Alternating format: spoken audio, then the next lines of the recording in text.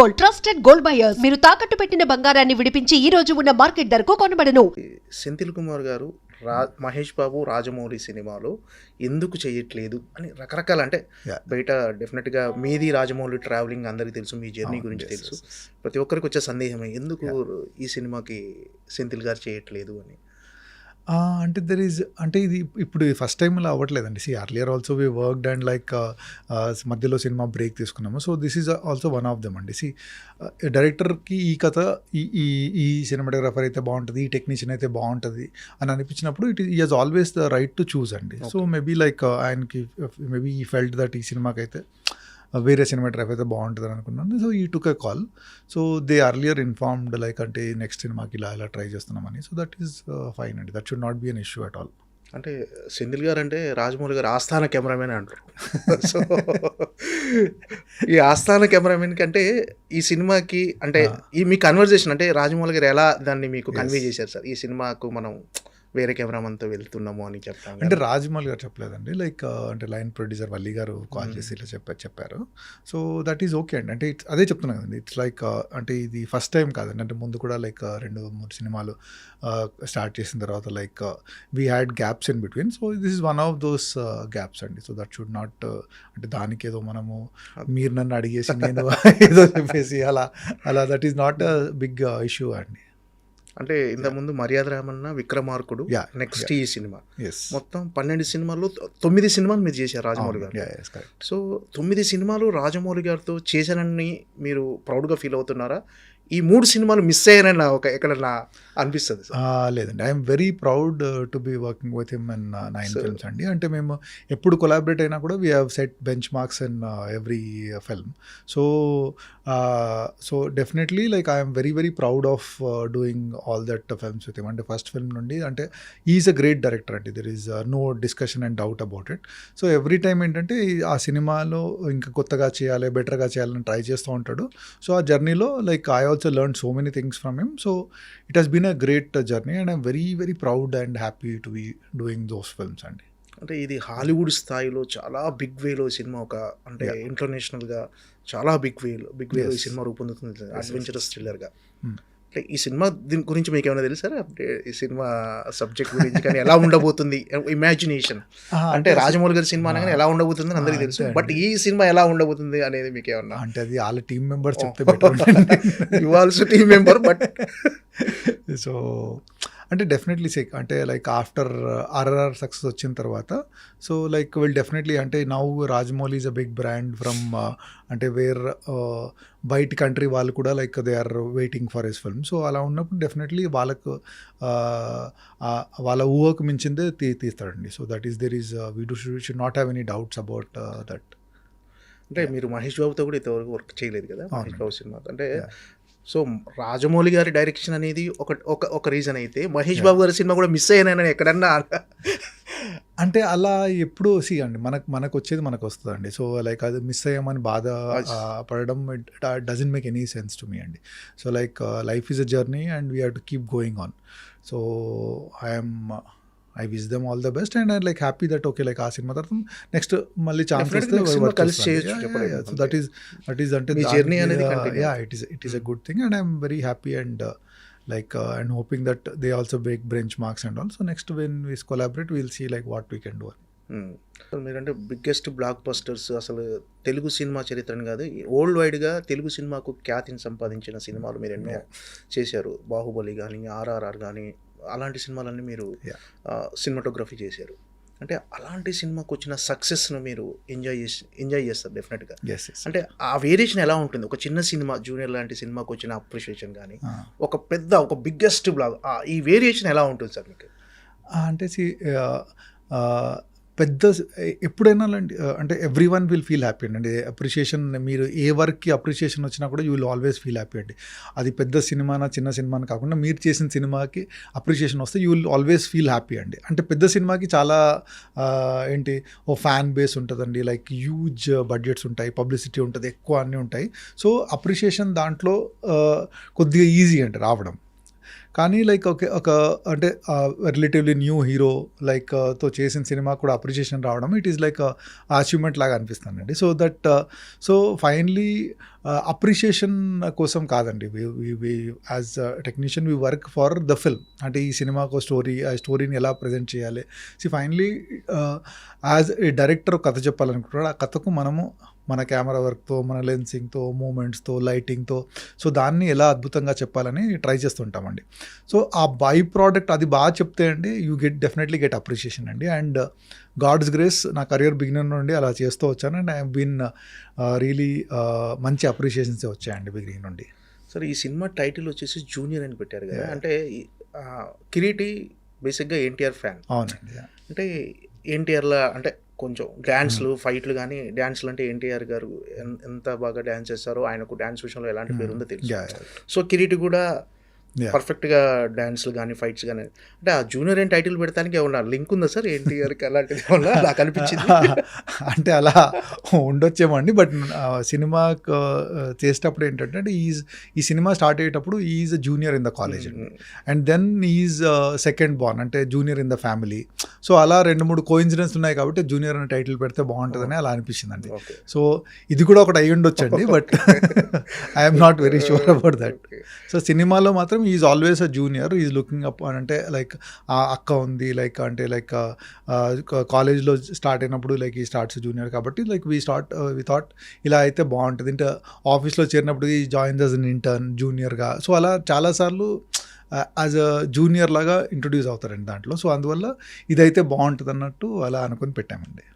Sir అదే 2 టాపిక్లు అన్నాం కదా, ఫస్ట్ సెకండ్ టాపిక్ వచ్చేసి సార్ ఇప్పుడు బాహుబలి 10 years తర్వాత మళ్ళీ రిలీజ్ చేయబోతున్నారు. అవునండి. అప్పట్లోనే బాహుబలి ఒక సినిమా బెంచ్ మార్క్ క్రియేట్ చేసింది తెలుగు సినిమా ఇండస్ట్రీలో కానీ ఇండియా లెవెల్లో కానీ. అది రిలీజ్ అవ్వటం మీకు ఎలాంటి? డెఫినెట్లీ ఎక్సైటింగ్గా ఉంటుందండి. అంటే ఫస్ట్ టైం రిలీజ్ అయినప్పుడు కొద్దిగా టెన్షన్లో ఉండేదండి.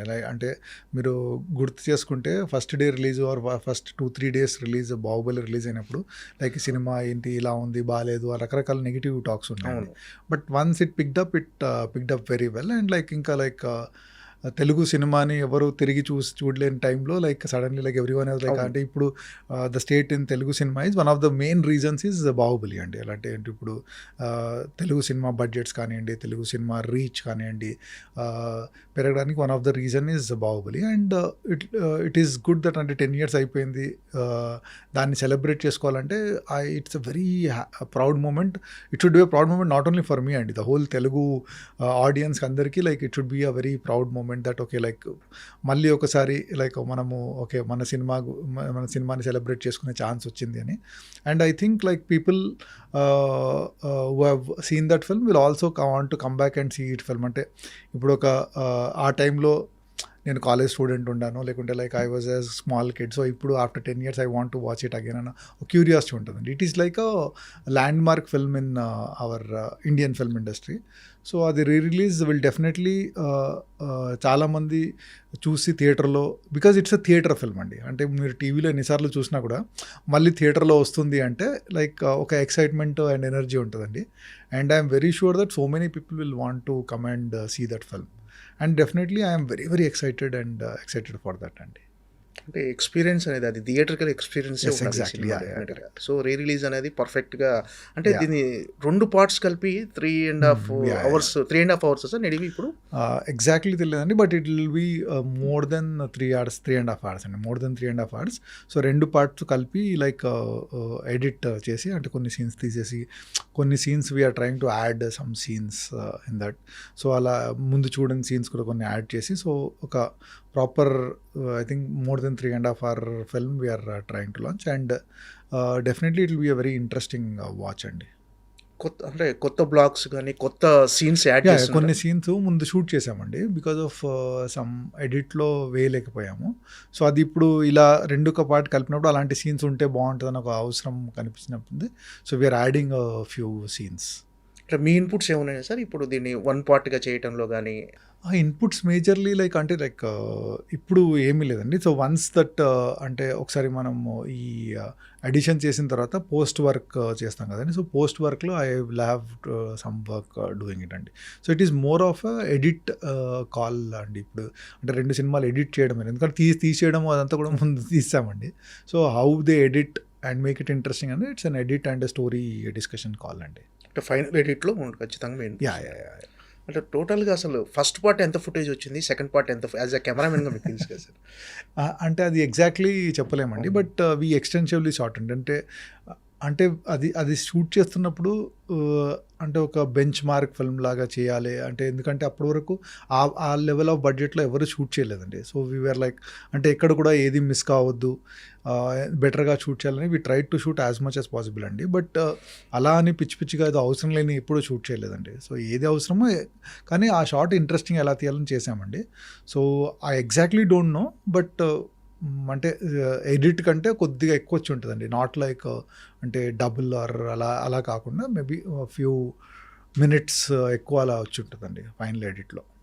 అంటే బిఫోర్ షూట్ అంటే ఈ సినిమా స్టార్ట్ అవ్వక ముందుకు బాహుబలి 1 ఎన్ని వండర్స్ క్రియేట్ చేస్తారని ఎవరు ఎక్స్పెక్ట్ చేయరు. డెఫినెట్గా ఒక మంచి సినిమా చేస్తున్నాం, ఏదో ఒక తెలుగు సినిమాకు కొత్తగా ఉండేటట్టు తెలుగు సినిమా స్థాయిని పెంచే సినిమా అని ముందే ఎక్స్పెక్ట్ చేసి ఉంటుంది సినిమా.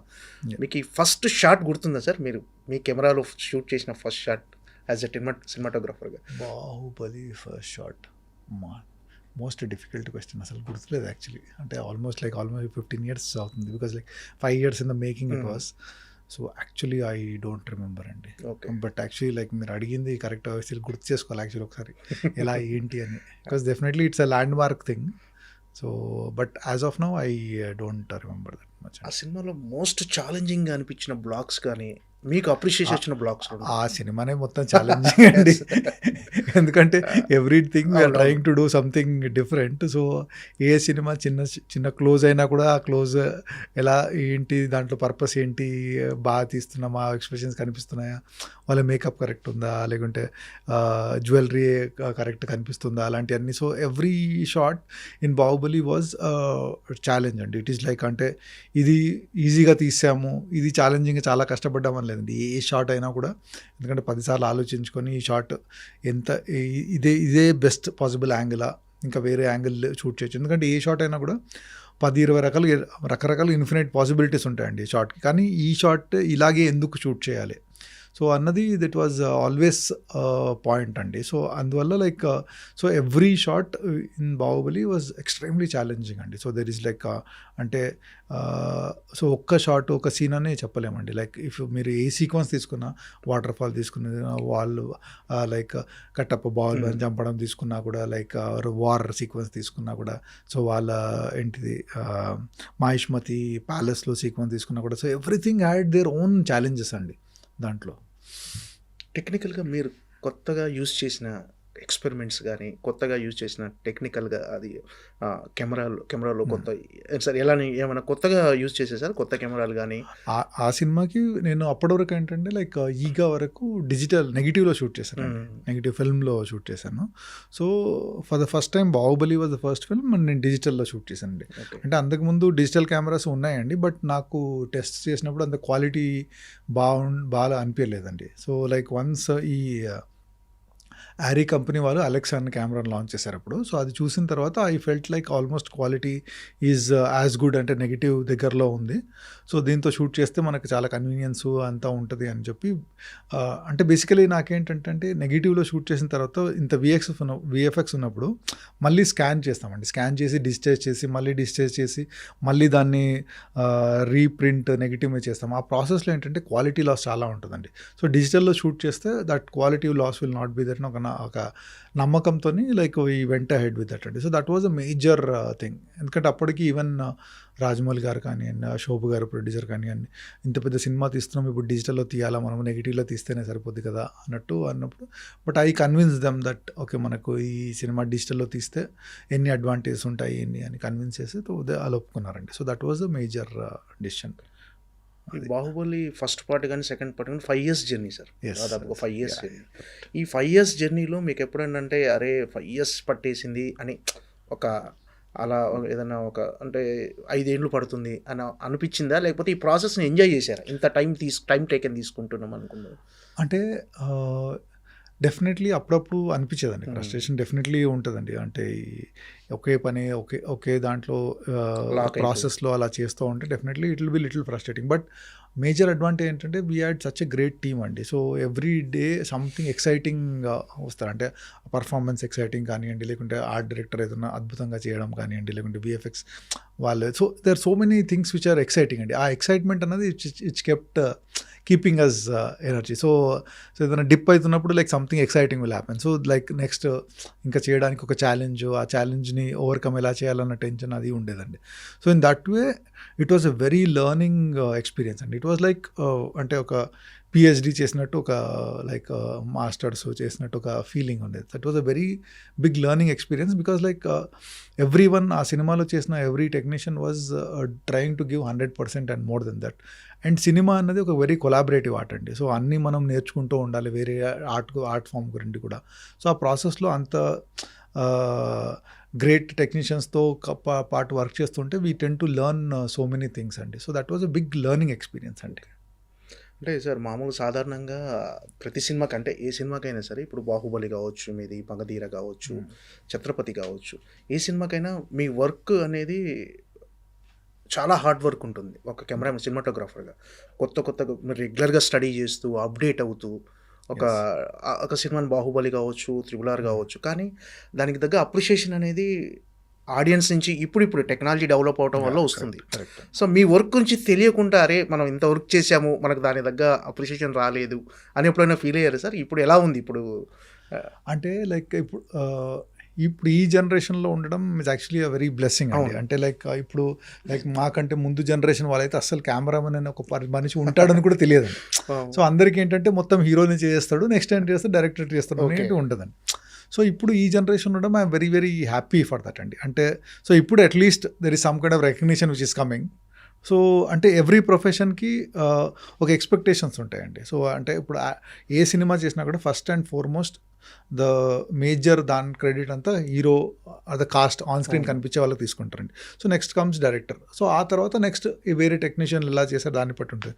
సో మనం ఒక ప్రొఫెషన్లో ఉన్నప్పుడు మన ఎక్స్పెక్టేషన్స్ కూడా చాలా రియలిస్టిక్గా ఉండాలండి. సో మనము ఓకే వేరే టెక్నీషియన్ లెవెల్లో ఇలా ఎందుకు రావట్లేదని పడడం కంటే లైక్ ఓకే లైక్ మన ప్రొఫెషన్లో okay like what best we have achieved, what best recognition we have got అనేది ఉండాలి. అండ్ అప్రిషియేషన్ వస్తే definitely you will always feel happy అండి, దాంట్లో డౌట్ లేదు. బట్ ఏంటంటే అండి లైక్ మన ప్రొఫెషన్లో we should always think okay like ఈ సినిమా చేసినప్పుడు వాట్ ఐమ్ ఐ డూయింగ్. అంటే నేను సినిమా చేసేటప్పుడు నేను నా అప్రిషియేషన్ కోసం చేస్తున్నానా, వరకు సినిమా కోసం చేస్తున్నానా. So in that way I always అంటే ఫస్ట్ నుండి అండి లైక్ ఒక సినిమాకి what best I can contribute to the film అని చేస్తూ వచ్చానండి. విచ్ ఇండైరెక్ట్లీ ఆ సినిమా బాగా వస్తే ఆడియన్స్ విల్ డెఫినెట్లీ ఫీల్ అండి. And definitely that appreciation has been coming slowly in a big way అండి. So I'm very happy for that అండి. So అలా ఎప్పుడన్నా కూడా I feel I'm very lucky to get so much of recognition. అంటే I don't think other సినిమాటోగ్రఫర్స్కి ఇంత recognition చాలా తక్కువ మందికి ఉందండి. So I'm one of those guys. I feel very blessed అండి. ఓకే. ఈ 5 ఏళ్ల జర్నీలో బాహుబలి ప్రభాస్తో ఉన్న working experience it was wonderful experience అండి. అంటే ప్రభాస్ అనేవాడు లైక్ ఈజ్ డార్లింగ్. యాక్చువల్లీ అతన్ని ఫ్యాన్స్ భలే పెట్టారు అతని పేరు. Is actually true darling. So అతనితో it was been always a very happy experience అండి. ఎప్పుడు కూడా లైక్ అంటే ఆ సినిమా చేసేటప్పుడు the kind of dedication he has shown towards film. So 2 క్యారెక్టర్స్కి వేరియేషన్స్ కానివ్వండి, లైక్ శివుడు క్యారెక్టర్ కానీ బాహుబలి క్యారెక్టర్కి the kind of variations he has shown. So the kind of dedication. So ఏదన్నా కొత్తగా హార్స్ రైడింగ్ నేర్చుకోవడము, లేకుంటే రాక్ క్లైంబింగ్ నేర్చుకోవడము, సో మెనీ థింగ్స్ ఆ వార్ ప్రాక్టీస్ చేయడము. So the dedication and focused is what made him what he is today అండి. అంటే బాహుబలి తర్వాత is probably India's biggest star now. So it is because of his hard work and dedication that he has become. So it was a very very great experience working with him అండి. Other than అంటే మరి ఈగ కావచ్చు, బాహుబలి కావచ్చు, మీ work అనేది అలాంటి సినిమాలకు మినహాయిస్తే ఛత్రపతి అనేది కూడా biggest commercial cinema sir. Yes. అప్పట్లో ఒక బిగ్గెస్ట్గా, అందులో కూడా మీ విజువల్స్ Yeah. ఒక్కొక్క విజువల్ ఉంటుంది సార్. ఒక్క అడుగు అని మన Yeah. మన సో అలాంటి విజువల్స్ ఇప్పటికీ డెఫినెట్ అది టీవీలో వచ్చినప్పుడు ఆ టైంలో టెక్నికాలిటీ ఎంతవరకు అందుబాటులో ఉంది సార్ మీకు? టెక్నికల్గా ఎలాంటి యూజ్ చేసేవారు మీరు?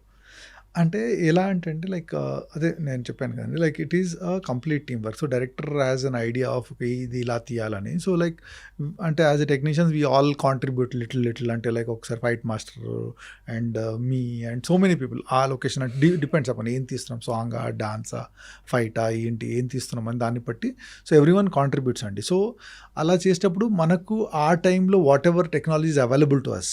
సో ప్రస్తుతం ఏంటంటే like we have access to so many things అండి. ఇప్పుడు లైక్ సో అప్పుడు ఏంటంటే they was lot of limited access because of various reasons.